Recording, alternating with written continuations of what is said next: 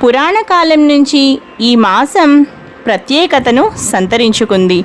హరిహరాదులకు ప్రీతిపాత్రకమైన ఈ మాసంలో భక్తకోటి యావత్తు కఠిన ఉపవాస దీక్షలు నియమనిష్టలు పాటిస్తూ ఎంతో భక్తి శ్రద్ధలతో శివకేశవులను అర్ధనారీశ్వరులను ఆరాధిస్తూ ఉంటారు. ఈ మాసంలో పాడ్యమి, చవితి, పౌర్ణమి, చతుర్దశి, ఏకాదశి, ద్వాదశి తిథుల్లో శివపార్వతుల అనుగ్రహం కోసం మహిళలు పూజలు చేస్తూ ఉంటారు.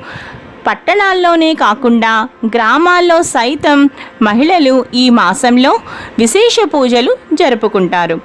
ఇప్పుడు మనం కార్తీక సోమవారం రోజున ఉపవాసం ఎలా చేయాలో తెలుసుకుందాం.